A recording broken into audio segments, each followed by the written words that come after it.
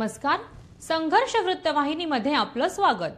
घेऊया ठाणे आणि आसपासच्या परिसरामधील घडणाऱ्या महत्त्वाच्या घडामोडींचा आढावा.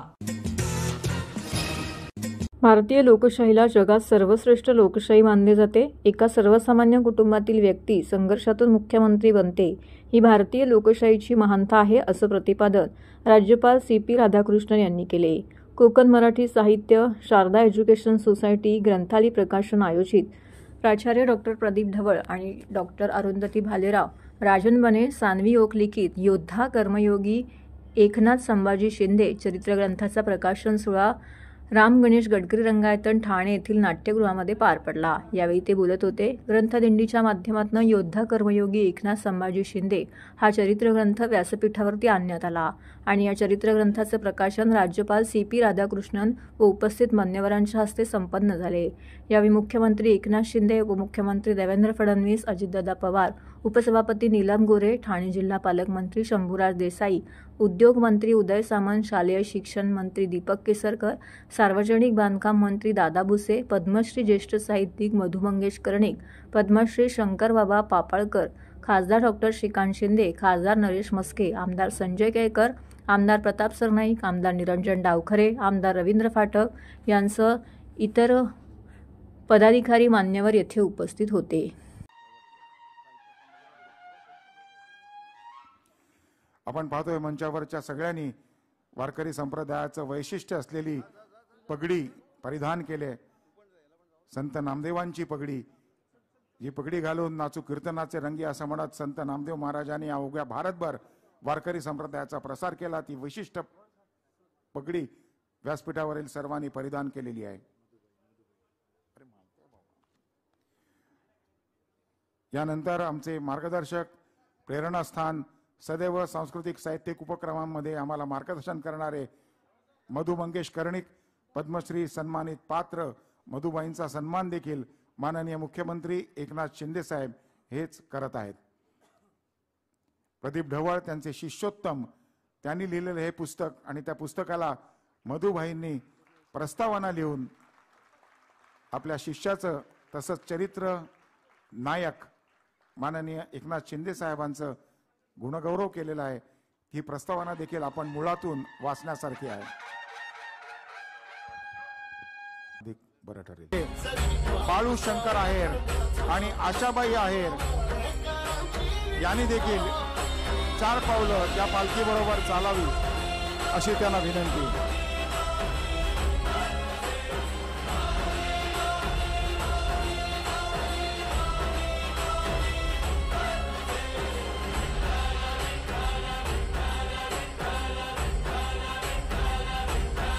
ज्ञानेश्वर माऊली म्हणजे सर्व सुखाची सावली. पालखीचा क्लोजअप बघतोय. या पालखीच्या मध्ये एक बैलगाडी आहे जी श्रमसंस्कृतीचं प्रतीक आहे. आमचा वारकरी हा कष्टकरी आहे, हा कृषीवाला आहे. म्हणूनच पालखीमध्ये एक बैलजोडी आहे आणि त्या बैलजोडीमध्ये चरित्र ग्रंथ सालंकृत पद्धतीनं आपण आणलेली आहे.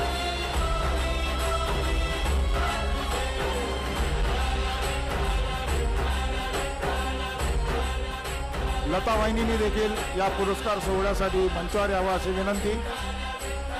तसंच प्रेरणा ढवळे यांनी देखील प्रेरणा ढवळे मॅडमने देखील प्रकाशनासाठी वर यावं. लताताई शिंदे, बाकी स्टेजवर इतरांनी गर्दी करू नये.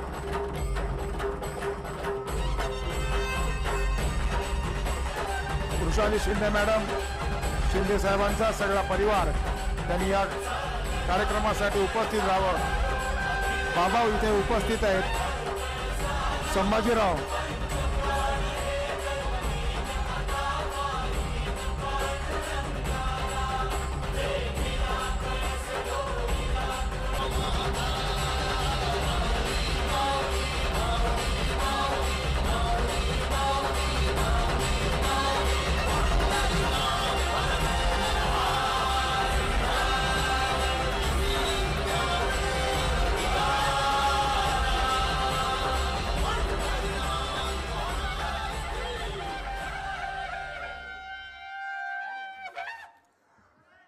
आणि अशा रीतीने तुताऱ्यांच्या निदानात माऊली माऊलीचा जयघोष होत असतानाच योद्धा कर्मयोगी एकनाथ संभाजी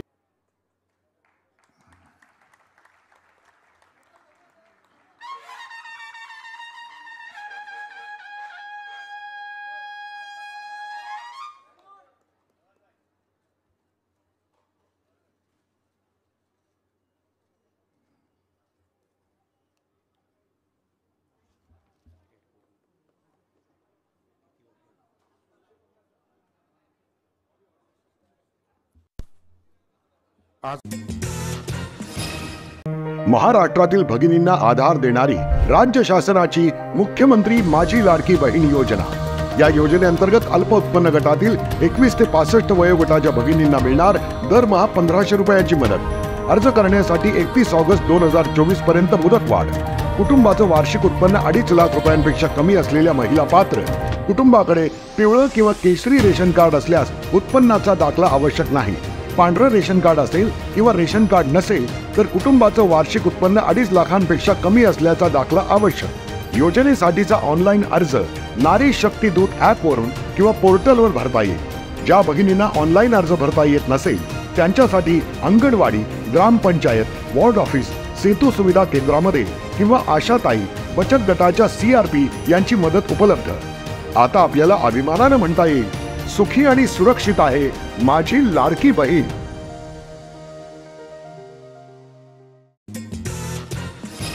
ठाणे निवडणूक आयोगाच्या निर्देशानुसार ठाणे जिल्ह्यात निरंतर कार्यक्रमादरम्यान 1,24,407 इतक्या मतदारांची वाढ झाली आहे। यामध्ये सर्वाधिक 62,652 स्त्री मतदारसंघाची वाढ झाली असून स्त्री मतदारांची संख्या 31,42,859 इतकी तर पुरुष मतदारांची संख्या 61,760 वाढ झाल्याने 36,57,051 इतकी वाढ झाली आहे।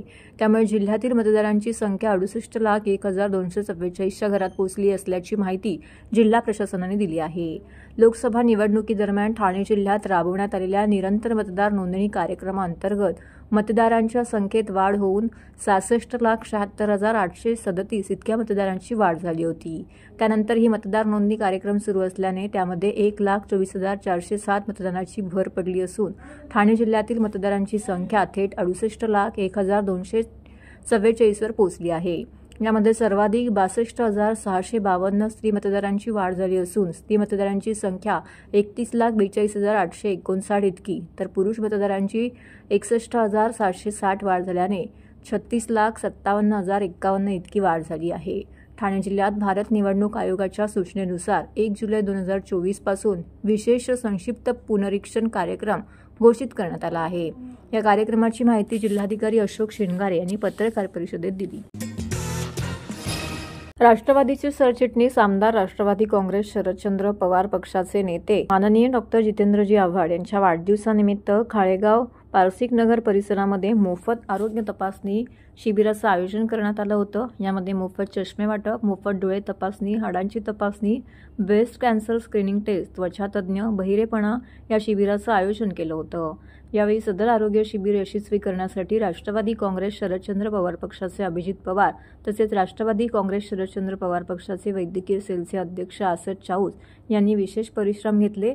तर या कार्यक्रमात नागरिकांनी मोठ्या संख्येने सहभागी होऊन आरोग्य शिबिराचा लाभ घ्यावा। तर आमदार आव्हाड यांना वाढदिवसाच्या शुभेच्छा देखील यावेळी त्यांनी दिल्या। माननीय जितेंद्रजी आव्हाड साहेब यांच्या वाढदिवसानिमित्त आज कळवा पारसिक नगरमध्ये आम्ही आरोग्य शिबिर लावलेलं आहे।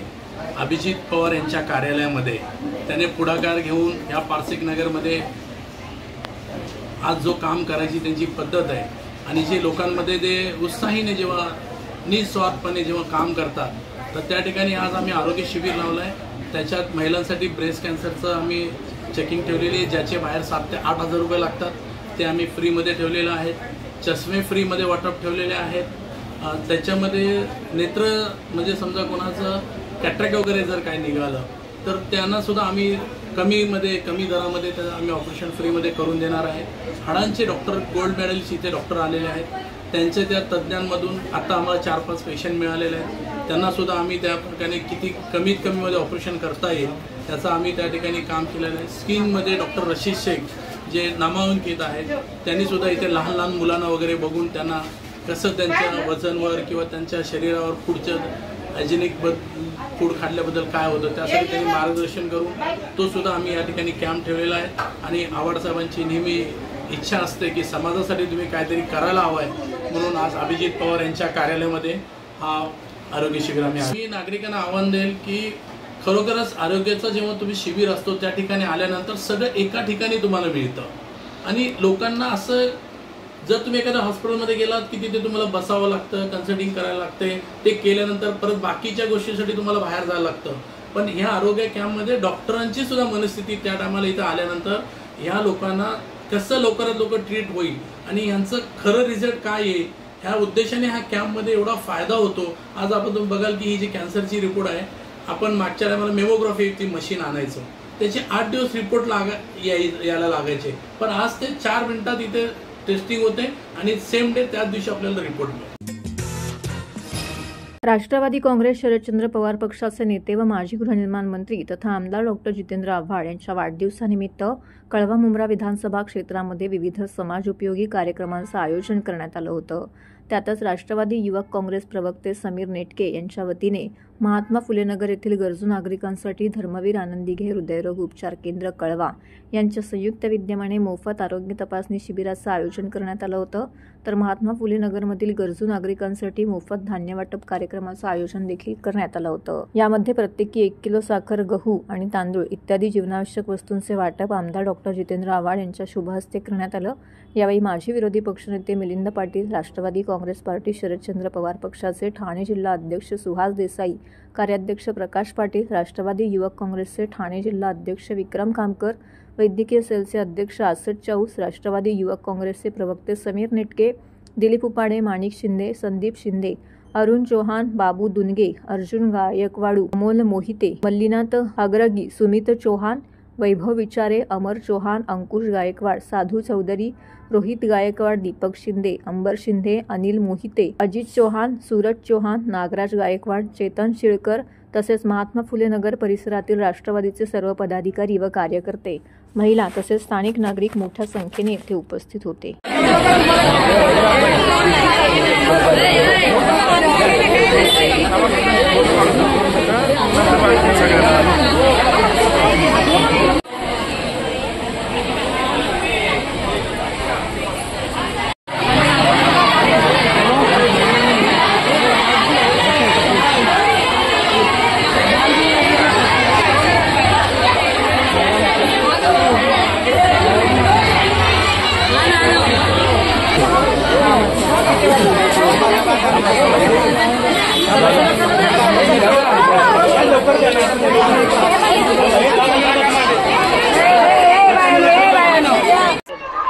एक तर आमदार जितेंद्र आव्हाडांचा वाढदिवस होता, त्यानिमित्त दरवर्षी हा कार्यक्रम समीर नेटके आणि मित्रमंडळी आपली सगळीच मित्र मिळून हा कार्यक्रम करतात फुले नगरामध्ये.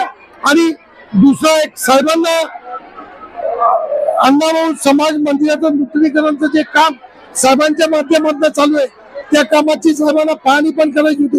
एक 2-4 दिवसापासून तर दोन्ही युवक आज जुळून आले आणि त्यासाठी आव्हाड साहेब इथे आलेले आणि त्यानिमित्त हा मोफत आरोग्य शिबिर आणि मोफत धान्य वाटपाचा कार्यक्रम जितेंद्र आव्हाड आणि त्यांच्या सगळ्या कार्यकर्त्यांनी मिळून केलेला आहे.